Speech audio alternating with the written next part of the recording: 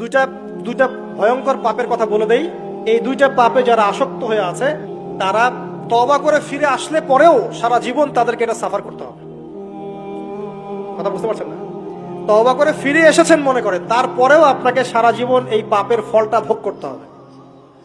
এক, মাদকদ্রব্য দীর্ঘদিন সেবন করেছেন, তওবা করেছেন, ফিরে এসেছেন, আল্লাহ হয়তো মাফ করে দিয়েছেন, আল্লাহ পাক মাফ করে দিয়েছেন, বাট আপনি আপনার দেহের যে ক্ষতিটা করে ফেলেছেন এটা পোষাতে পারবেন না। এক নাম্বার। দুই, তখন আপনি যদি বিয়ে করেন আপনি স্ত্রীকে সন্তুষ্ট করতে পারবেন না। হ্যাঁ।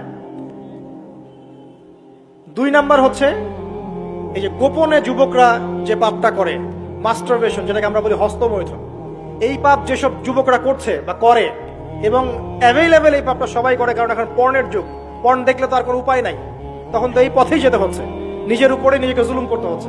যারা হস্তমৈথুন অভ্যস্ত হয়ে গেছে এরা যদি তওবা করে ফিরেও আসে, শরীরের যে ক্ষতিটা হয়েছে এটা পূরণ হবে না কখনো। এখানে আপনার দেহের ক্ষতি, আপনার